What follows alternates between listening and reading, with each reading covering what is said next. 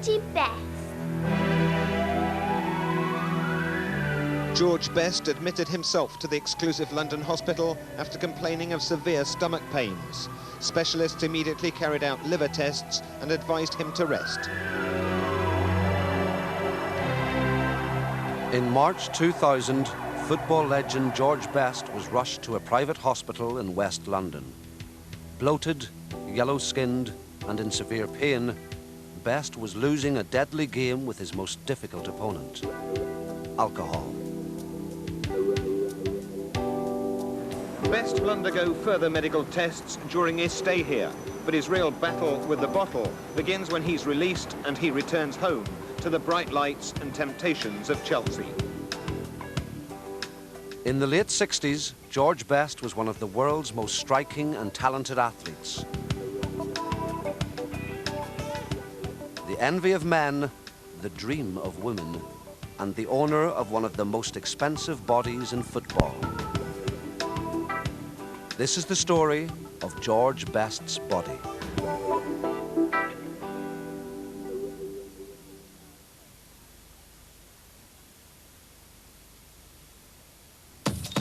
George Best was the perfect football machine. His body combined flair, speed, balance, and strength.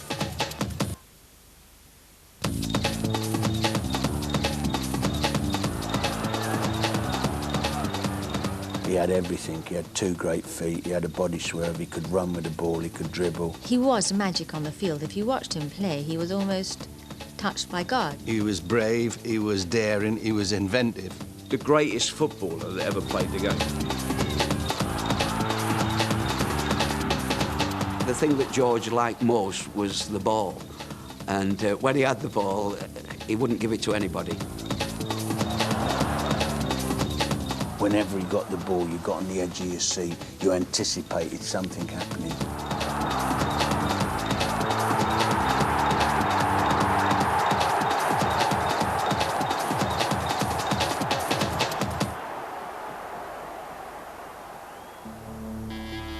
But George Best was not a natural-born athlete. As a child, he was skinny and underweight. Life on a working-class estate in post-war Belfast did little to build him up. He was rejected by local teams, then by Leeds United. They said the boy with the fancy skills wouldn't make it in a tough man's game. But Manchester United thought otherwise. At the age of 14 and weighing barely 7 stone, George Best was parted from his family and dispatched to Old Trafford.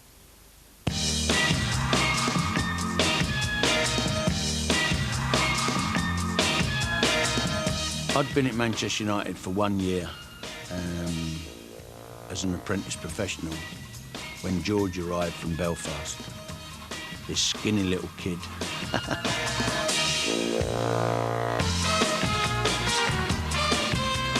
He was so slight, he looked as though you could blow him over.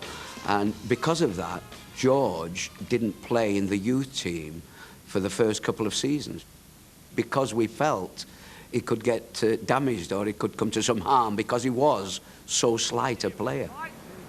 He needed building up, and it was the training that helped him come through. He never ever, obviously, became a big, large, physical specimen, if you like. But I mean, the inner strength of the man, it was incredible. Yes. With McCready, and McCready's made a catch, and it's a magnificent goal!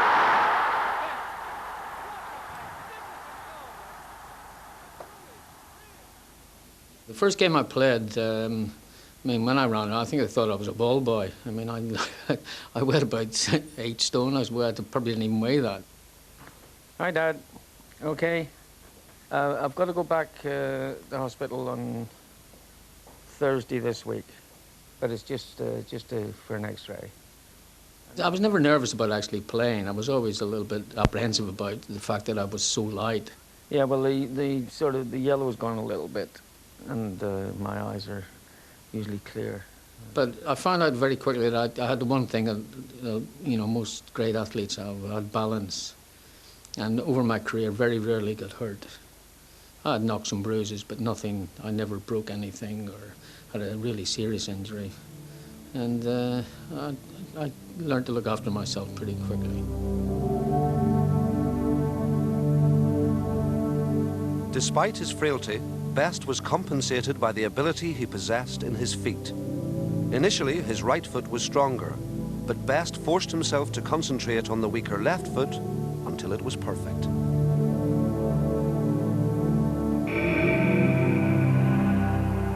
He was a fantastic athlete.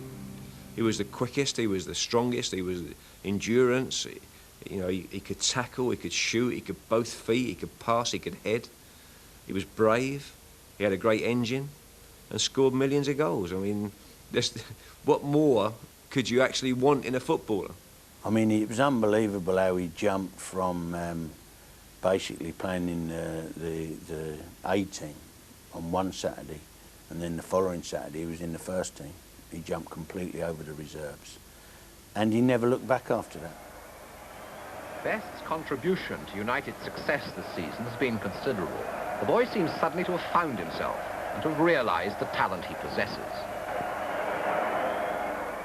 His balance was just exceptional. You know, he could go down maybe on one arm, but it'd be up and away, and his reflexes were that good that he was able to jump when he needed to jump. He could win the ball so cleanly, and his strength in the tackle. It was timing, everything was timing about him.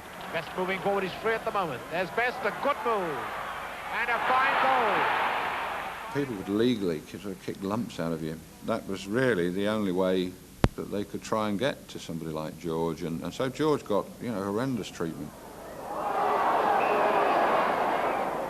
But in a funny sort of way, he loved all that. That was his opportunity, and he was a bit like the matador and the cape. You know, he'd pull them in, and then he'd want to go back and do it again to them because these animals were trying to, you know, maim him and all of that sort of thing.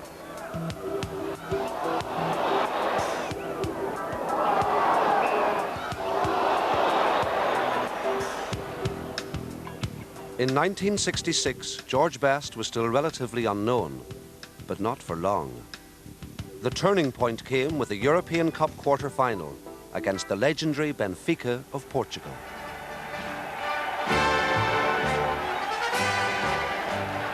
Benfica playing all in white kick-off in this absolutely packed Stadium of Light. That's when he was put on the map. And that made him not only the star in this country, but the star throughout Europe. Oh, beautifully intercepted by Best.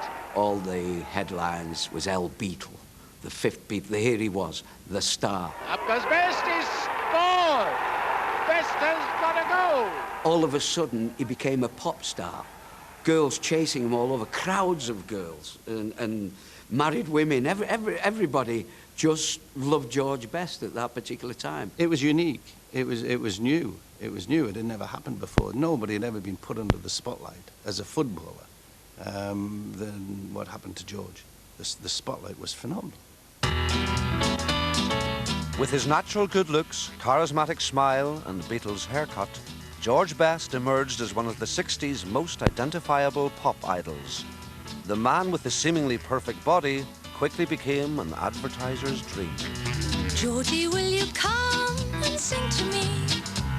You know your voice is truly grand. I was doing commercials for everything that you could think of. Oranges and, you know, chewing gum and aftershave and women's bras and all sorts of stuff. He'd taken football off the back pages. He'd gone into the fashion pages. He was advertising things. And I mean, that was he just couldn't move. When he was a young man and when he was in his prime, I mean, he was quite stunning. He might have been a womanizer, but he didn't behave like a cad. He was charming and charismatic. All these girls, I wouldn't blame him because we don't know what we would have done in the same position, and I'm sure the majority of men would have done the same thing. We didn't do anything wrong, you know, and you've got to scatter your wild oats occasionally before you get married, you know, and that's what we had to do. Get rid of a few.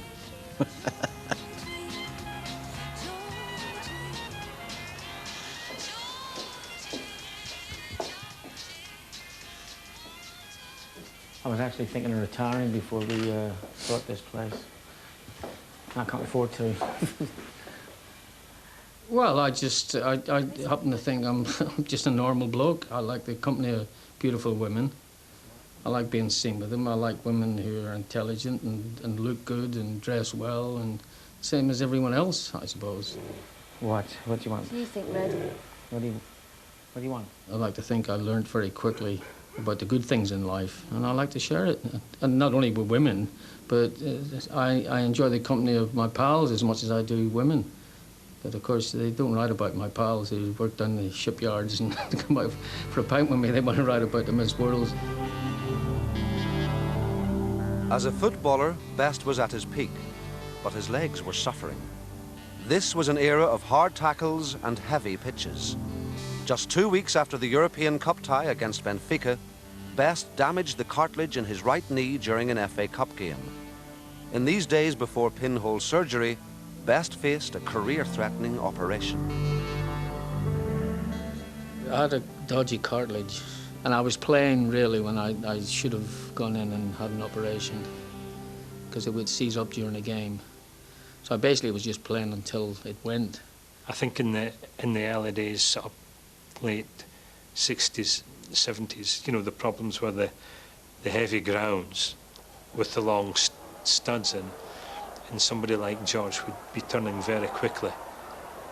If you're, you know, wearing long studs, everything else would turn, but your leg would be fixed in the mud, if you like.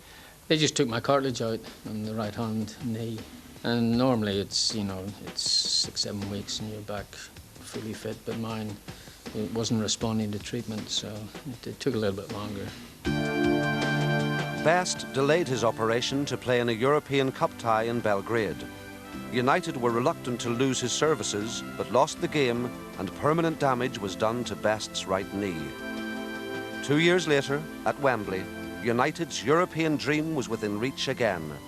Only Benfica stood between them and the European Cup. Number 7. One man who just needs no identification. George Best, playing his second game at Wembley. We just felt that it was going to be our year, all the way through it. I never felt we were ever going to lose it.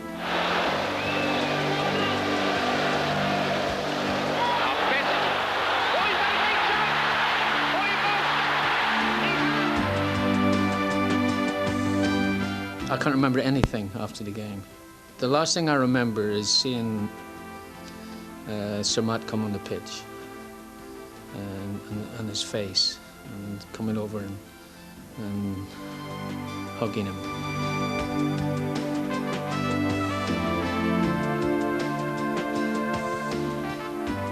I don't know where we stayed, I don't know where we celebrated. It's a total blank. And you know, friends of mine, Dave Sadler, who of course played, and Dave remembers everything about it. And I just, I don't know why, it's a total blank. By the time he celebrated winning the European Cup, alcohol was already a major player in the world of George Best. His legs and feet had been pushed to their limits. Now it was the turn of George Best's liver.